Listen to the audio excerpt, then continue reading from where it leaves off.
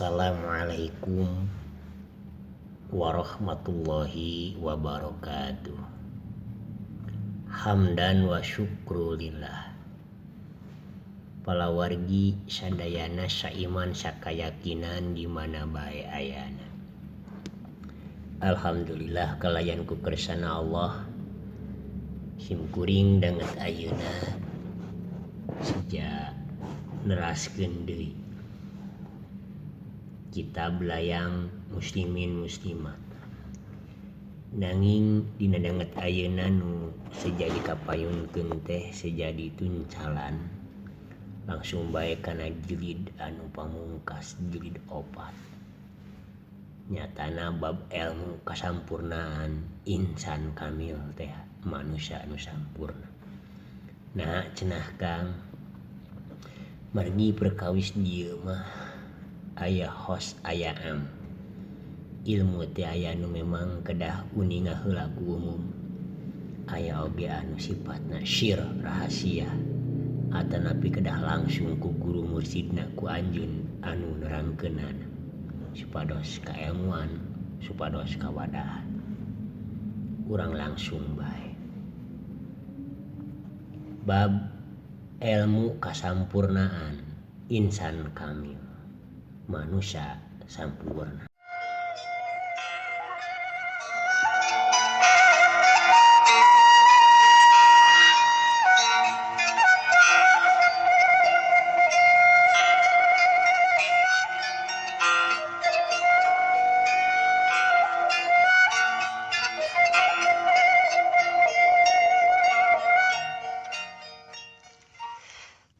Bismillahirrahmanirrahim.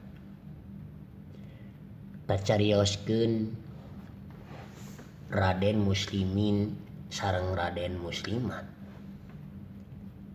parantos waktosna diumbarakeun di alam dunya mulih ka rahmatullah nyumponan dalil wa inna ilaihi rajiun mulih ka jati mulang ka asal mulih karasana maring kersana Allah poe panjang sampurna taya beurang taya peuting poe nu teu kaselang-selang kalayan aya dina rahmatna pangeran aya dina kanikmatan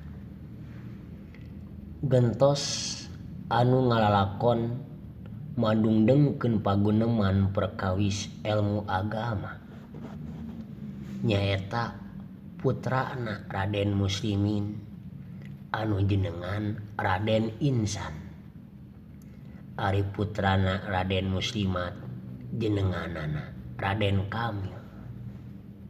Raden Insan sareng Raden Kamil kapiraka sareng kapirayi yuswana parantos nincak sawawa sumedeng buta tulang buta daging nuju beuleuh kesenteng gede tanaga margi tia alit parantos dididik diatik ku ibu rama kana bag-bagan keagamaan neuleuman ilmu agama cepengan junjunan Nabi Muhammad Rasulullah sallallahu alaihi wasallam anu disebat rukun agama syariat tarekat hakikat marifat atuh ningang kana babasaan teng manuk teng anak merak kukunjungan uyah mah tara TS kaluhur ieu dua nonoman teh layeut sakaresep neuleuman ilmu agama kamaripatan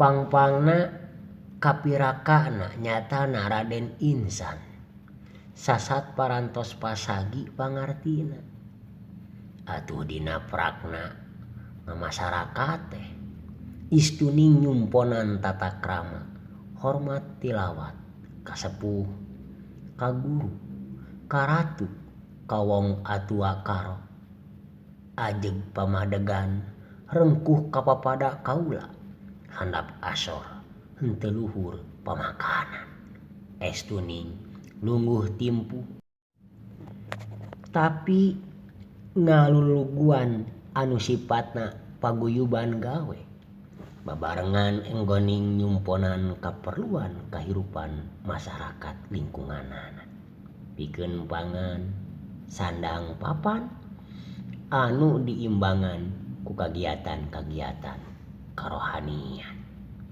sabab sadar salaku umat junjunan Muhammad sallallahu alaihi wasallam umatan wasato hartosna umat anu tiger tengah dina kahirupanana tecul kana kadunyaan tecul kana kaakheratan dina hartos nu maripat ka Allah sareng ka Rasulullah sanes cul kana kawajiban kadunyaan nya kitu deui ka masyarakat di luar ku ieu dua nonoman diajak sangkan garetol ngalaksanakeun amal ibadah kana parentah Allah oge diwincik diwisik sacara malampah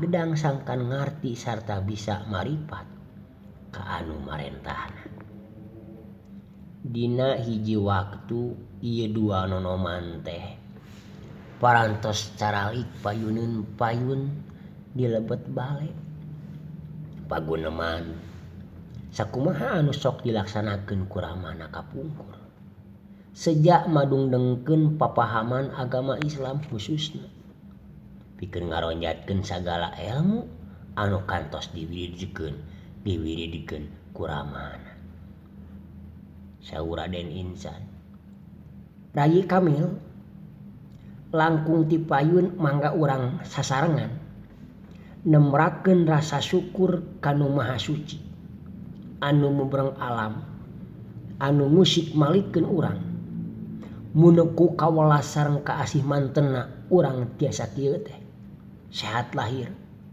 sehat batin saparantos dikantun ku pun bapa sareng rayi dikantun ku pun paman sakadana urang teh nurut kana sagala piwejangna neraskeun hanca garapan neuleuman ilmu agama ku parantos ngantunkeunana pun bapa sareng pun paman ayeuna kantun urang salaku anakna anu kedah laras-laras saban waktos munajat ka Allah Subhanahu wa taala supados pun bapa sareng pun paman tiasa mulih sirna sampurna margi mung doa urang salaku anakna anu aya jaminan baris diperhatoskeun ku Nu Maha Kawasa sakumaha saur katerangan yen anu baris ngadorong salah saurang anu parantos aya di alam akhirat teh mung tilu hal nyatana ilmu anu sampurna hartosna anu mangpaat anu henteu diharamkeun ku agama anu henteu dilarang ku nagara anu kadua amalan anu ikhlas hablu minallahna sareng hablu minannasna salami jumadeng boh amal ku ilmu ku tanaga ku harta atawa ku budi anu mana eta sadayana tangtosna ge didasaran karena Allah lillahi ta'ala sodaqatu jariyah anu baris ngocor teras salanjengna lajeng waladun solihun anak anu soleh anu mangdoakeun kasepuhna hartosna anak anu ngarti anu ngartos yen anu tilar dunya mah parantos ditutup lawang tobatna ngan doa putrana bakal diperhatoskeun ku Nu Maha Kawasa kitu oge upami eta putrana teh laras-laras tekad ucapna sinareng lampahna kumargi kitu rayi upami urang nyaah kakolot anu dipercanten janten cukang lantaran gumelarna diri urang di alam dunya ieu omat singu pusti kana warisanana ari warisan anu sajatina nya ngaran anu moal pisah sareng ieu wujud urang pamasihan ti Gusti Hyang Widi Allah Pangeran mupusti teh ngaran ulah tepikeun ka diomongkeun batur sadumeh goreng ucap lampah komo bari wujud tepikeun ka ditampiling batur mah anu kitu mah hartina teu bisa miara mupusti warisan ti kolot urang.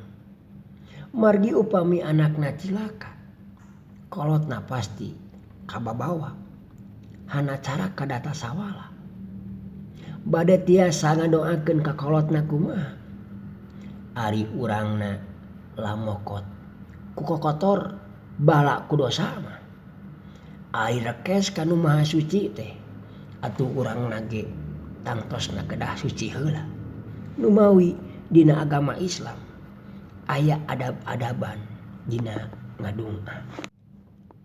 Margi raji doa teh butuh gawe asal tina kitab yadu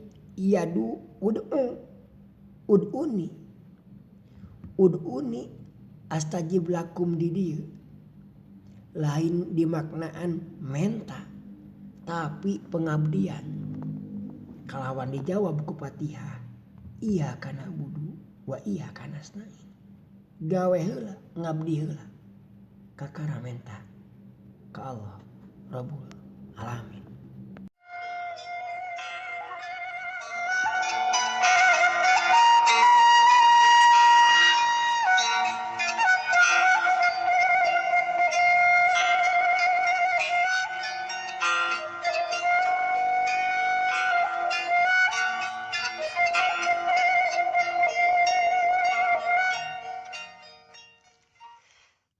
Saur Raden Kamil hatur nuhun Kakang tina sagala rupi piwejangna ngelingan karayi bilih tiga brus kanu henteu pararuguh mugi-mugi bae rayi tiasa ngadalian atawa ngelasan nafsu kahoyong anu mengpar tina jalan anu pikaridho ku Nu Maha Suci. Salajengna Kakang manawi engkang henteu kaabotan rayi teh hoyong naroskeun sababaraha hal perkawis pamahaman ilmu agama anu kantos diwidikeun ku pun bapa sakantenan etang-etang ngakurkeun sareng ngantebkeunana. Saur Raden Ihsan upami rayi kagungan kahoyong kitu pikeun engkang mah anu teu kinten atohna salian ti ngakurkeun teh oge etang-etang ngapalkeun sareng ngasah margi ilmu teh henteu benten ti peso atawa bedog tiasa seukeut upami sering diasah upami henteu diasah pasti kana mintulna jadi kurang manfaatna mangga rayi palabah mana anu karaosna ku rayi masih kirang paham anu henteu kinten penting nama kanggo rayi teh eta perkawis patahwidan Kakang hoyong anu langkung eces pangpang nama hal iman margi geuning saur para khotib dina netepan Jumaah dinten Jumat yen iman sareng takwa teh mangrupi rukun khutbah dina netepan Jumat ku kituna mugi engkang kersa ngajelaskeun sae eta pamadegan teh rayi margi iman teh mangrupikeun dasar pokok upami iman teh acan tahqiq antem pasti kapercayaan teh bakal ngambang rayi kieu gara rayi ari iman teh aya dua rupa dua tahap hiji iman kanu marentahna nyaeta percaya kanu Maha Suci ieu mah bagian kana hakikat rayi imana kana pamarentahan anu Maha Suci ieu mah bagian kanu syariat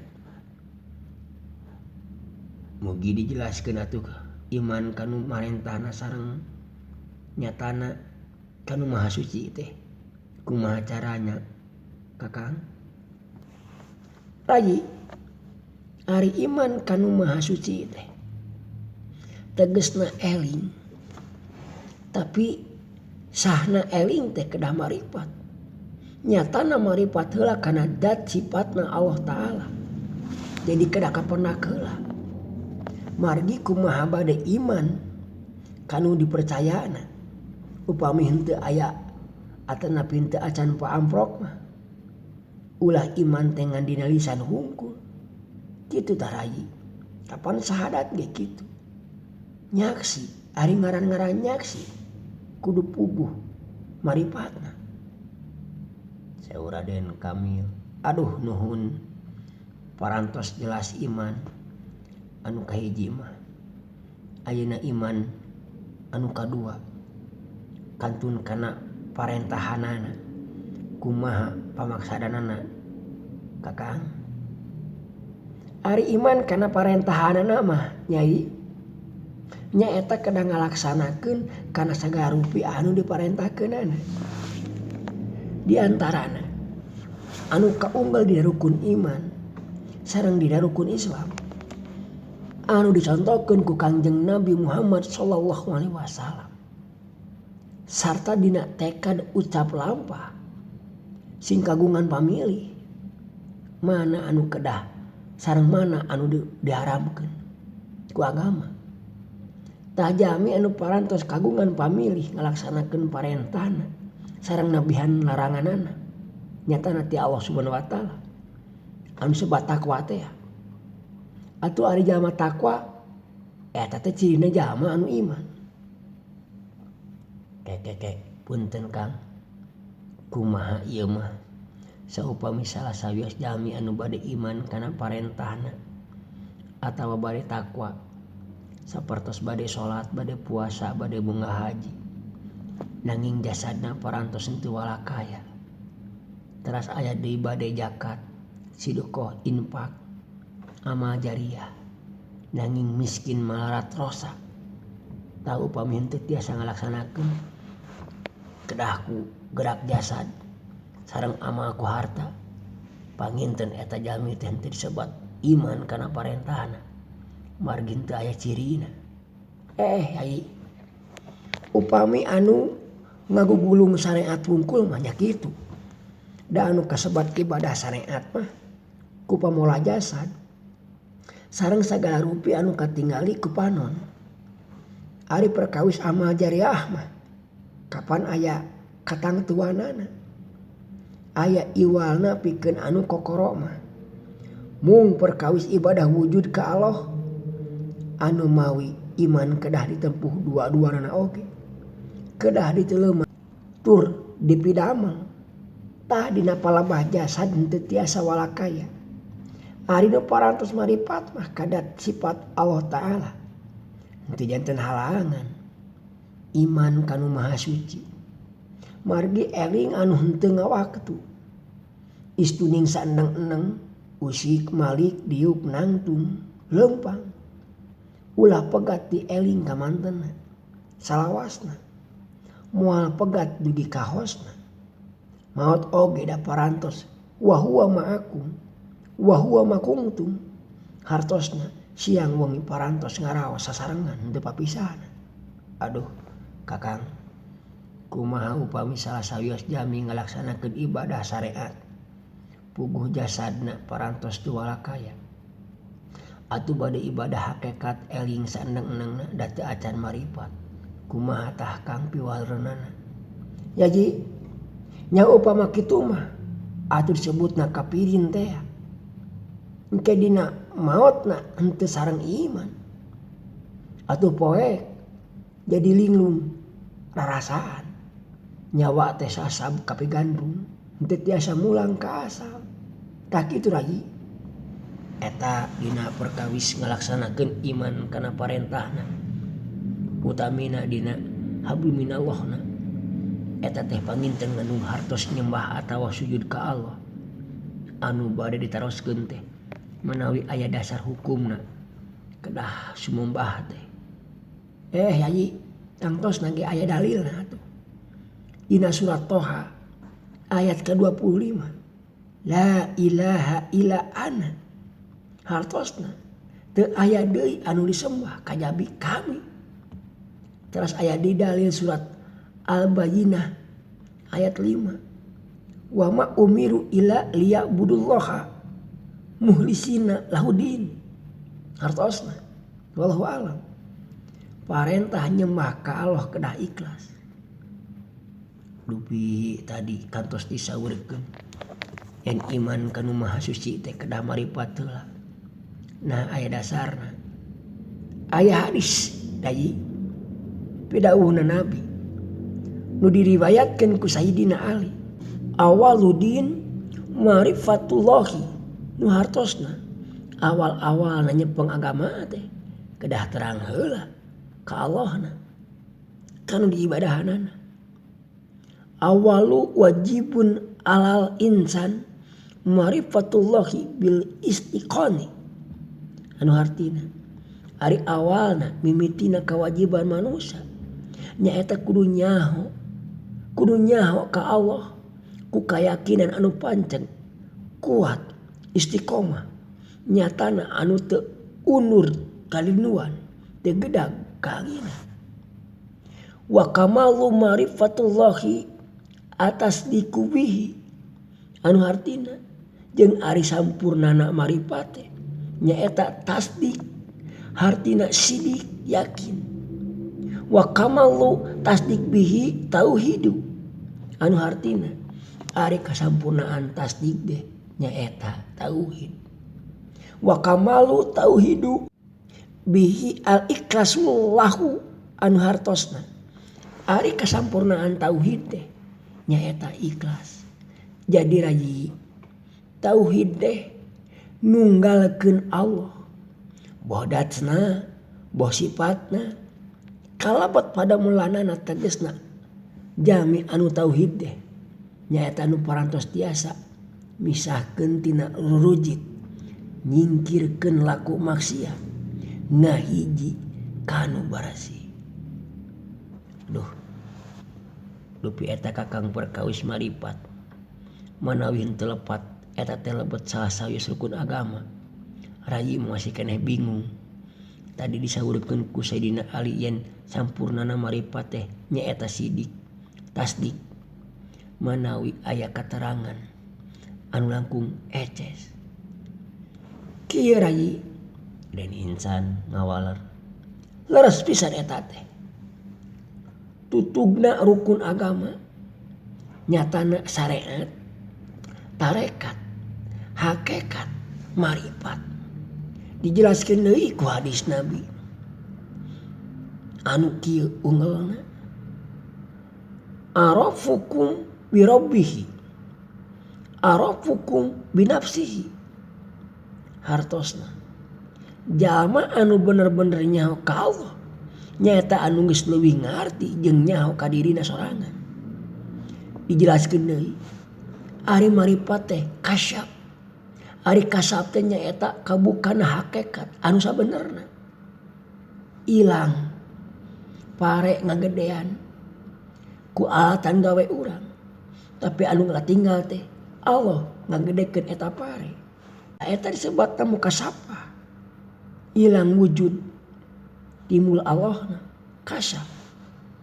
Ari kasab teh kabuka pisan hakikatna. Salajengna marifatul hakikatul mawujuda nu hartina kabukana sagala anu aya isbat kaasup dirina pribadi. Malah aya deui hadis Nabi Muhammad sallallahu alaihi wasallam man salata bila marifatin latasihu salatuhu nu hartina henteu sah salatna jalma upama henteu acan marifat. Tah eta disebutna mukasapa. Ilang wujud timul Allahna kasab. Ari kasab teh kabuka pisan hakikatna. Salajengna marifatul hakikatul mawujuda nu hartina kabukana sagala anu aya isbat kaasup dirina pribadi. Malah aya deui hadis Nabi Muhammad sallallahu alaihi wasallam man salata bila marifatin latasihu salatuhu nu hartina henteu sah salatna jalma upama henteu acan marifat.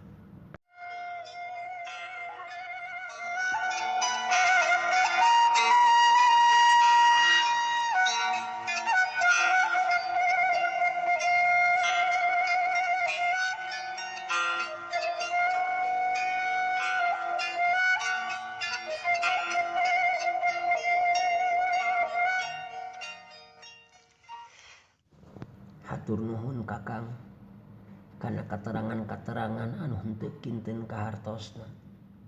Rada beray-berayan ayeuna mah.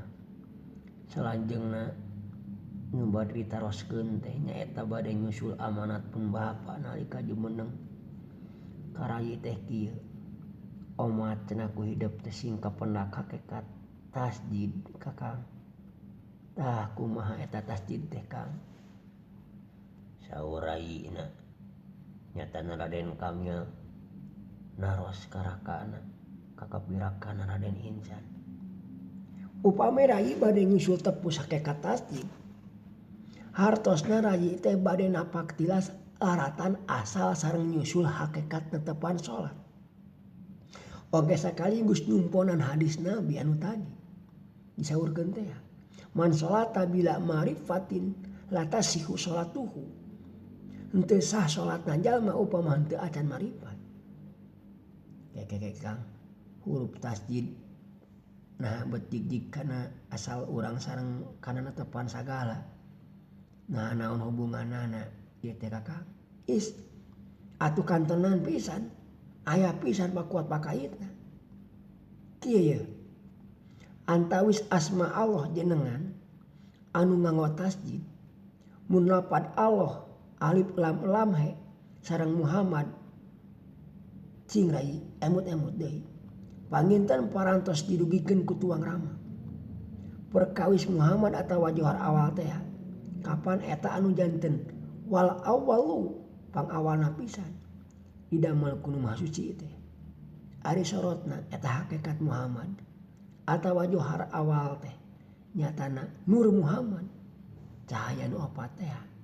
Cahaya narun cahaya beureum ngajadi huruf alif sareng mim hawaun cahaya koneng ngajadi huruf lam sareng he maun cahaya bodas ngajadi huruf lam sareng mim turobun cahaya hideung ngajadi huruf he sareng dal ari hakikat Muhammad teh atuh johar awal teh janten hakikat tasjid sareng tidinya asana lapad Allah oge sareng Muhammad teh saparantos anu maha kawasa ngadamel jami nyaeta Adam adegan wujud airupina disebat Muhammad kieu teh rai. Tina sirah ngajadi huruf mim awal, tina dada ngajadi huruf he, tina udel ngajadi huruf mim akhir, tina suku ngajadi huruf dal. Tah ieu wal akhiru pangakhirna Muhammad teh panutup oge bungkus nur sareng rasa. Tidinya kakarat turun tumurun ngalahirkeun manusia dugi kajenengan Muhammad bin Abdullah lemurna di Quraisy Mekah anu pangkatna nabi dilahirkeunna di Madinah oge salaku rasul anu ngagelarkeun agama Islam salaku nabi panutup moal aya deui nabi kantun ilmuna rukun agama. Jadi agaman pedoman pikeun umatna dugi ka kiwari. Tah kitu rai pangna nyusul huruf tasjid teh sami sareng nyusul laratan asal hirup manusia. Anu pangkatna nabi oge salaku rasul anu ngagelarkeun agama Islam. Salaku nabi panutup moal aya deui nabi kantun ilmuna rukun agama. Jadi agaman padoman pikeun umatna tug dugi ka kiwari. Tah kitu rai pangna nyusul-nyusul huruf tasjid teh sami sareng nyusul raratan asal hirupna manusia. Janten wal awwalu pangawalna Allah teh ngadamel hakikat Muhammad atawa johar awal sagara hirup teh hartosna sanes kara anu nyawaan alias hirup asalna tidinya. Wal akhiru pangna akhirna Allah ngadamel syariat Muhammad rupi manusia jadi bungkus atawa nutupan nur sareng rasa oge panutup pangkat nabi khotaman nabiyin. Raden Kamil punten Kang eta katerangan teh aya dasarna Nyata susah ge aya ieu hadisna Awwalu ma khalaqallahu nura nabiyyika ya Jabiru wa khalaqa minhul asya wa anta min tilkal asyai. Hartina awal mula anu Allah ngajadikeun nyaeta nur nabi anjeunna ya Jabir jeung Allah ngajadikeun tina nur eta sagala perkara ieu jeung anjeun hei Jabir anu kamasuk tina hiji perkara eta.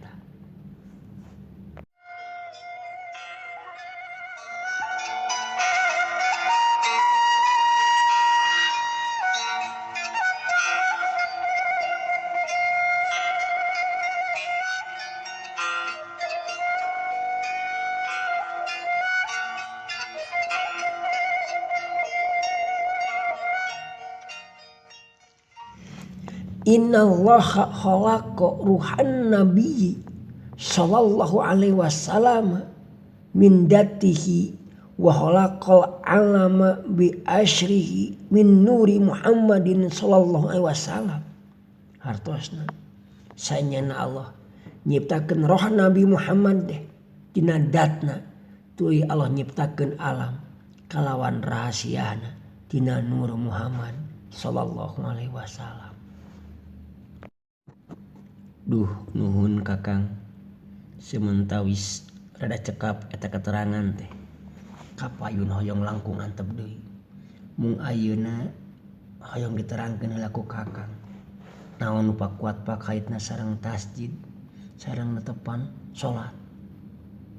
Lajeng Raden Insan ngawalar kapan hakikat Muhammad teh jadi huruf tasjid rayi dina lapad Allah sareng takbiratul ihram dina salat. Nurul ahmar cahaya beureum ngajadi huruf alif. Ari wujudna dina salatnya eta nangtung. Nurul asgar cahaya koneng ngajadi huruf lam. Wujudna dina salatnya eta ruku. Nurul abyad cahaya bodas ngajadi huruf lam. Ari wujudna dina salatnya eta sujud. Nurul aswad cahaya hideung ngajadi huruf he. Ari wujudna dina salatnya eta lungguh. Jadi raji nuju salat mah takbiratul ihram nangtung ruku sujud teh lungguh eta ngagamarkeun lapad Allah. Atuh pikeun nyusul hakikat Muhammad cahaya beureum cahaya koneng cahaya bodas cahaya hideung. Tah upami parantos pertingkah lungguh atahiyat eta mah ngagamarkeun lapad Muhammad. Tina sirah ngajadi huruf mim awal, tina dada ngajadi huruf he, tina udel ngajadi huruf mim akhir, tina suku ngajadi huruf dal. Tapi henteu acan janten wujud dalil Muhammad. Margi kirang tasjid eta anu kada dipilari. Tasjid teh mangrupakeun koncina bumi sareng langit pikeun mukakeun lawang hijab pipinding maripat ka Allah. Pikeun ngaburak ngarakrak jagat sogir baris nimulkeun lalemut raga jatining manusia.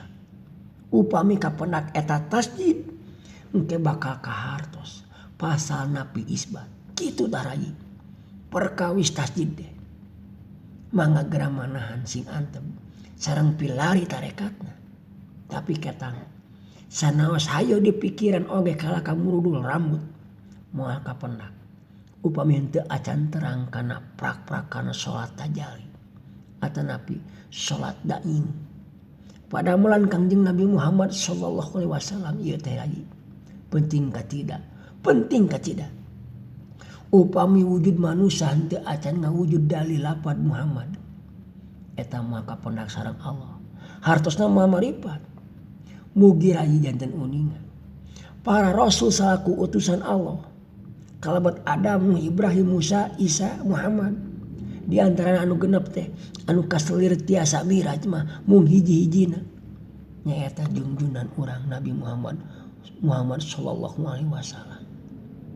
Manten anu kaselir kudu Maha Agung sina ninggal akhirat ninggal kaayaan batin memeh putus. Manten anu parantos uningan maripatna pisan penakna pisan sareng kagungan urang sadayana. banten nama parantos ini nggak waktosna.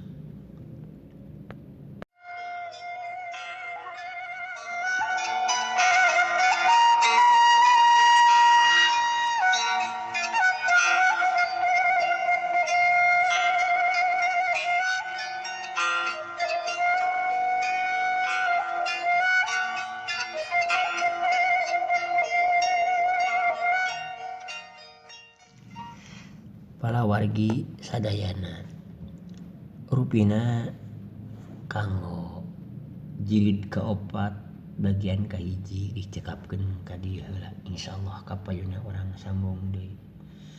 Mudah-mudahan aya guna teu mangpaat, aya kasumangatan urang sadayana kanggo naliti diri, mesek badan sakujur, milari guru tuduh, sangkan terang kana bahan pimulangan urang. Hapunten kasuhun, cina saneskan teu kakirangan kahilapan, hundur kantun. Wassalamualaikum warahmatullahi wabarakatuh.